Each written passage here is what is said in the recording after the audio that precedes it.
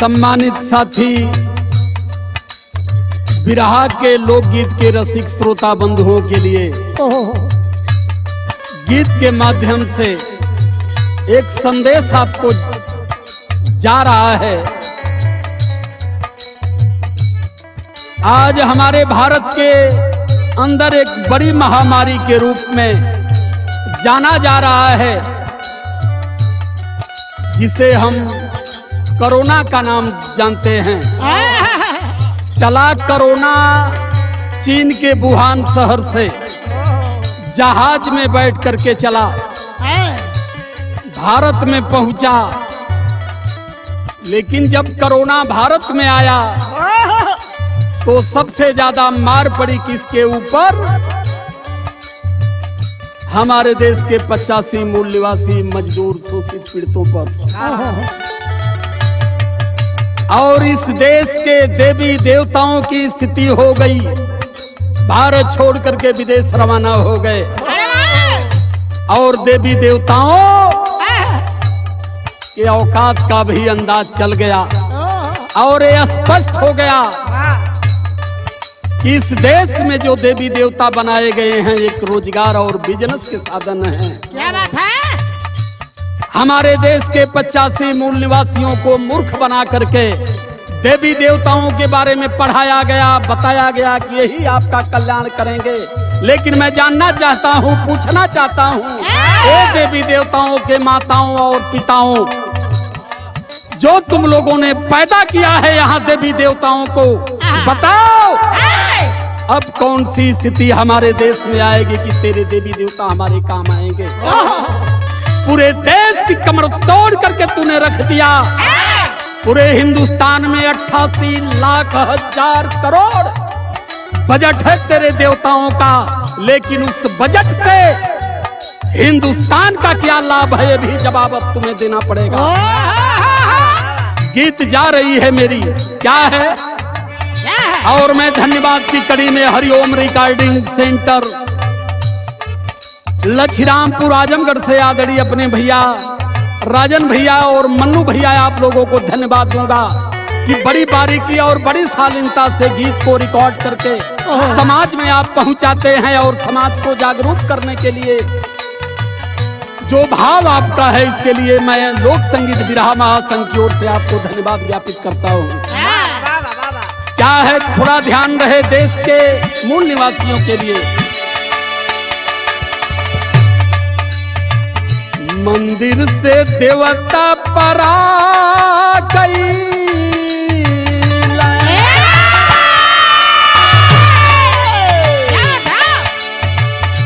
मंदिर से देवता परा गई,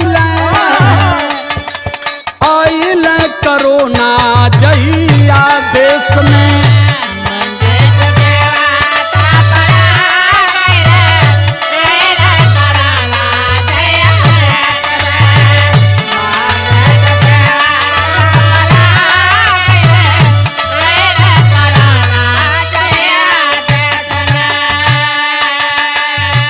आज पूरा भारत हमारा संकटमय है इस महामारी से। मैं बताना चाहता हूँ अपने महामानव जो भारत में एक परमात्मा के रूप में अवतरित हुए पीएम श्री नरेंद्र मोदी जी, हाथ जोड़ करके जनता के बीच में अपील कर रहे हैं। क्या कर रहे हैं? खेल पीएम देखा अवले रोवाई,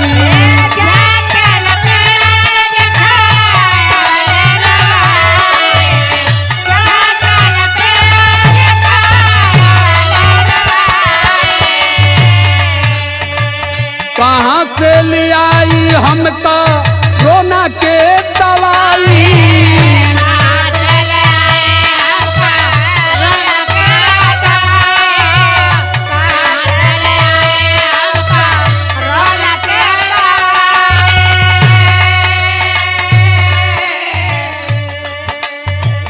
पंडित पाड़े मंदिर में पिटा गई,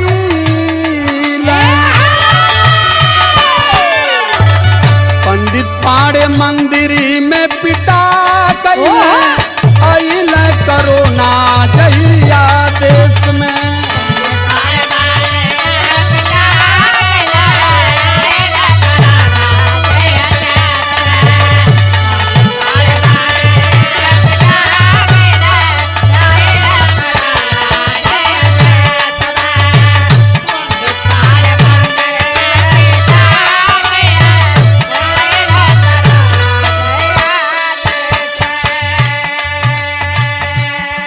श्रीमान पीएम महोदय, छोट मुंह बड़ी बात होगी ये, अरे वाह, लेकिन पूरे भारत पटल पर ये बात मैं जानता हूं कि इससे मजबूत कुछ हो नहीं सकती। क्या बात है? कहां से आपका जीवन खड़ा हुआ और इस देश के मूल निवासियों ने कहां खड़ा कर दिया, लेकिन किसकी गोद में आप जाकर के बैठ गए हो। आप कह रहे हो कि कोरोना का दवाई नहीं बनल, कहां से ले आई, अब ये महामारी से कैसे लड़ी। लेकिन मेरे साथियों, मैं आप लोगों को एक चीज बताना चाहता हूं। माननीय नरेंद्र मोदी जी और हमारे माननीय मुख्यमंत्री श्री आदित्यनाथ महाराज जी, आप भी एक संत हो। 44,000 करोड़ पिछली साल आपने कुंभ में खर्च किया है ना, 400-450 अरब। फैजाबाद को अवधपुरी बनाने में आपने 8,000 करोड़ खर्च किया। इलाहाबाद को प्रयाग बनाने में आपने 11,000 करोड़ खर्च किया। और मुगल सराय को दीनदयाल उपाध्याय का नाम देने के लिए आपने 7,500 करोड़ खर्च किया।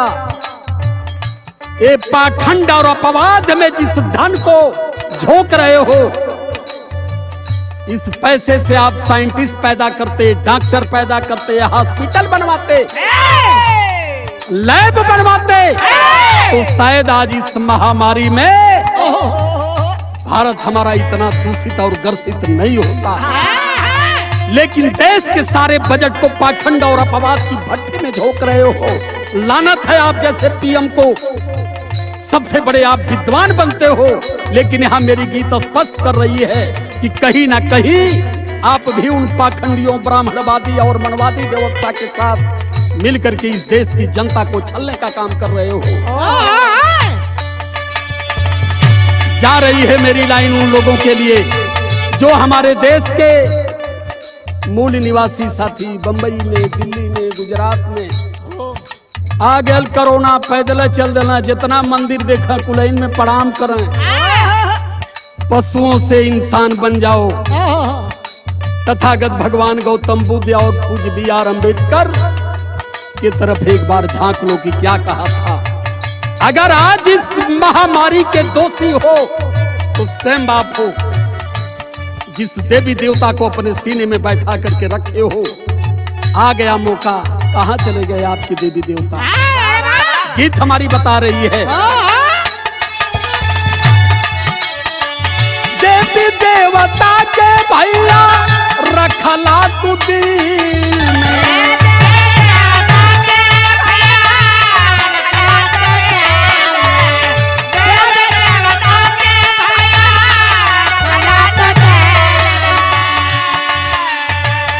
आइल कोरोना देवता हल कैल दिल में,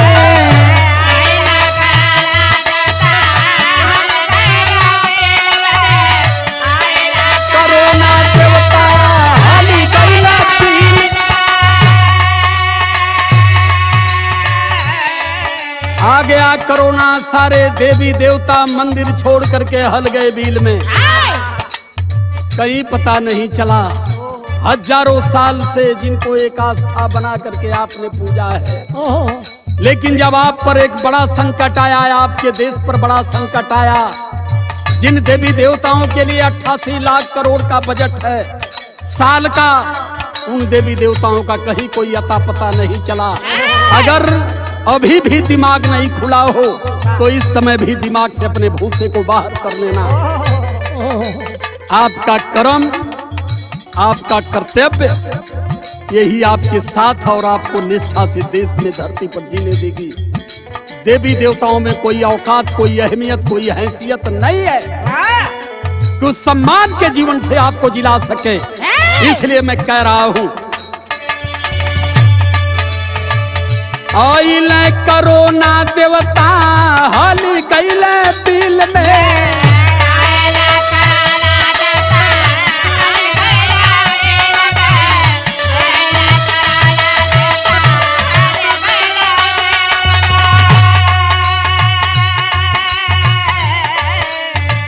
ज्ञानी भी मयाद सबके आ गई,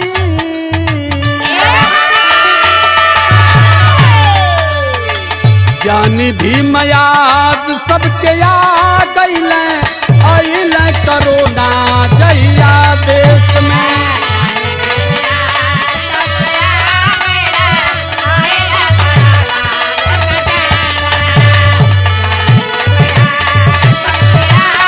बारे छोटू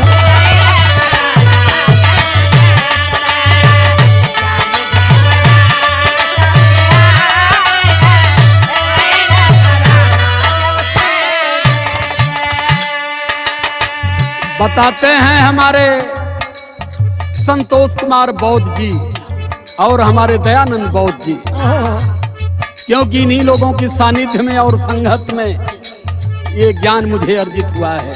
छोटू बाबू और हमारे महासंत बैठे हैं जो संत रविदास के परम अनुयायी हैं, आप शिव बच्चन जी। कहते हैं हमारे संतोष बौद्ध जी, पूरे देश के समाज समुदाय के लिए, समाज और समुदाय से भोजन नहीं मिलता। लाइन बता रही है गीत की, क्या है? मंदिर मस्जिद छोड़ा भैया हिंदू मुसलमान हो,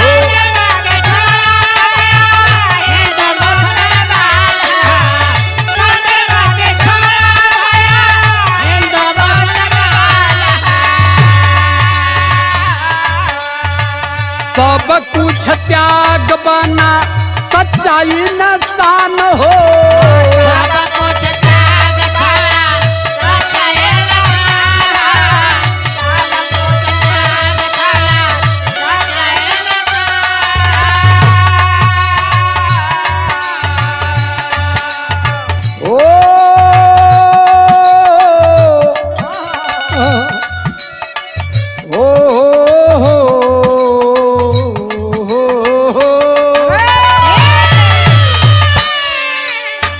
गौतम बुद्ध याद सबके आ गई,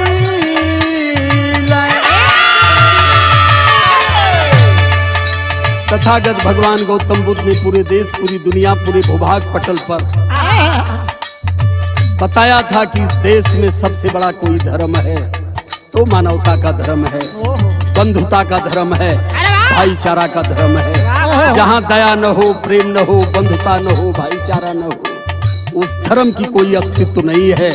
धर्म नहीं बताता कि इंसान से इंसान में बैर हो, क्योंकि चाहे हिंदू हो या मुसलमान हो, सभी लोग ही रोटी खाते हैं मेरे मित्रों। तो विचारों में अंतर कहां से आ गया? इसलिए आप सभी लोगों से अपील के रूप में मेरी गीत जा रही है। क्या बात है कि इस भारत में जो पाखंड, अपवाद, ब्राह्मणवादी व्यवस्था, ये ब्राह्मणवादी लोकतंत्र है और इस ब्राह्मणवादी लोकतंत्र से आपको बचना होगा और सच्चा लोकतंत्र, डेमोक्रेसी इस देश में स्थापित करनी होगी। इस देश में 3% लोग 90% पर राज कर रहे हैं। छोटा सा उदाहरण मैं आपको दे रहा हूँ। अभी हमारे सिद्धार्थ नगर में दरोगा की भर्ती चल रही थी और हमारे माननीय मुख्यमंत्री श्री आदित्यनाथ योगी जी के इशारे पर 25 भर्ती में 15 ब्राह्मण बना दिए गए, 7 छत्री बना दिए गए और 3 शेख बना दिए गए। अहिर चमार, कहार, कुहार, डोम, धरिकार, माझी, मल्ला का कहीं कोई पता नहीं है। कहां सो रहे हो? आ गई है समय, अगर नहीं जगे तो दिन दूर नहीं है कि भारत के सारे अधिकार से आप वंचित कर दिए जाओगे, कुछ कर नहीं पाओगे।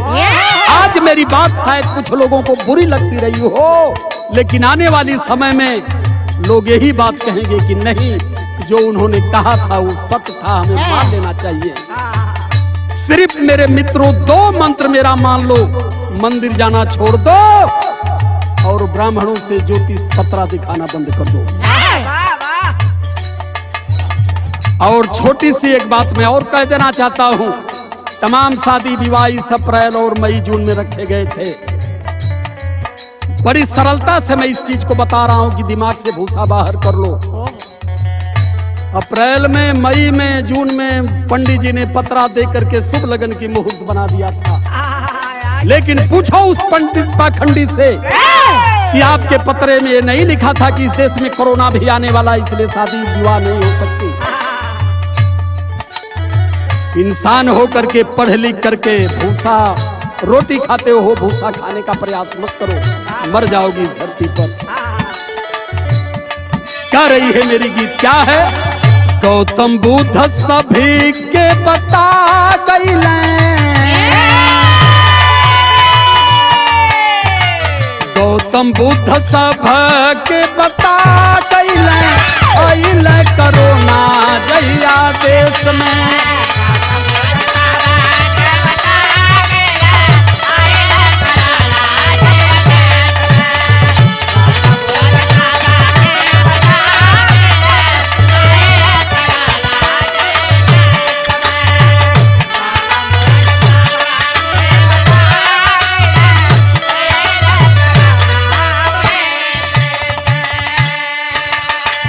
बताते हैं हमारे संतोष कुमार बौद्ध जी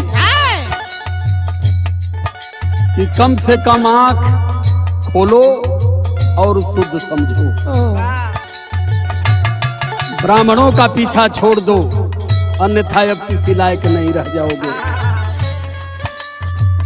मानववादियन से धोखा कहीं आले खाई,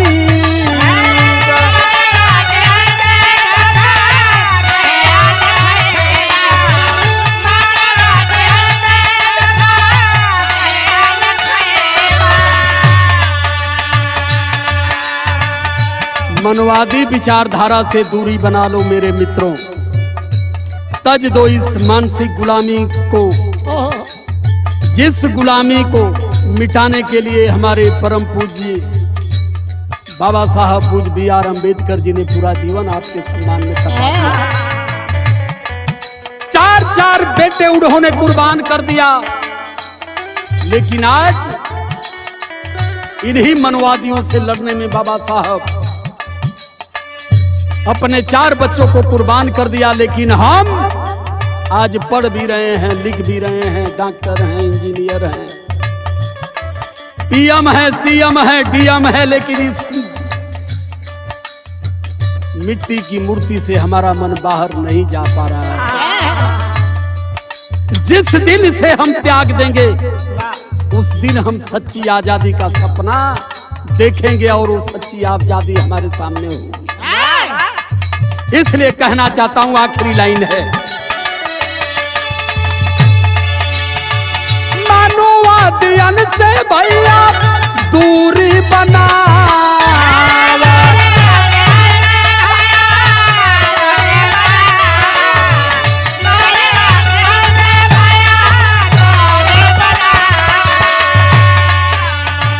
सबसे बड़ा ग्रंथ संविधान के बचावा,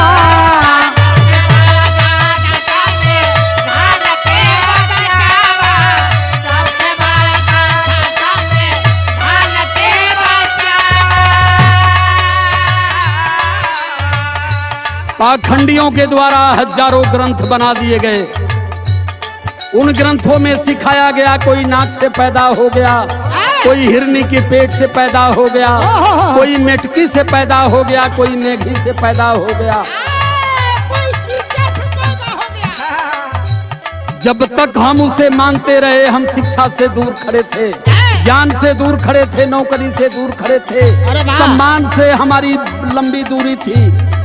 लेकिन जब हमारे परमपिता पूज्य B.R. अम्बेडकर ने एक शानदार ग्रंथ कॉन्स्टिट्यूशन के रूप में भारत में दिया, और जब हमने उस ग्रंथ का अध्ययन किया तो हम DM, PM, CM, doctor, engineer बनने लगे। कौन सी चीज मानते हो?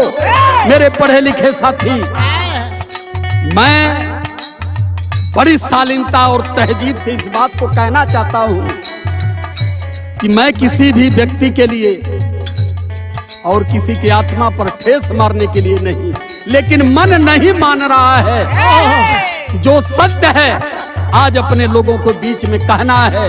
मानोगे भाई ठीक है, नहीं मानोगे तो आपकी मर्जी है। मेरा जो काम था मैं तो अपने जीवन को समर्पित कर दिया तथागत और बाबा साहब पूज्य B.R. की अम्बेडकर की चरणों में। अब जो जीवन चलेगा उनके मिशन और उनके सम्मान, उनके आदेश और उनके विचारों को इस धरती पर प्रस्तुत करने के लिए। क्या बात। आखिरी लाइन है, सबसे बड़ा ग्रंथ संविधान के बचावा,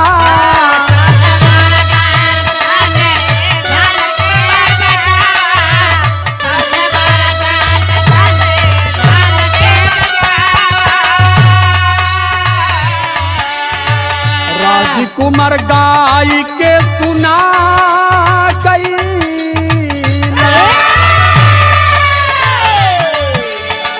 राजकुमार गा के सुना गई, देवता पर आ गई घर से।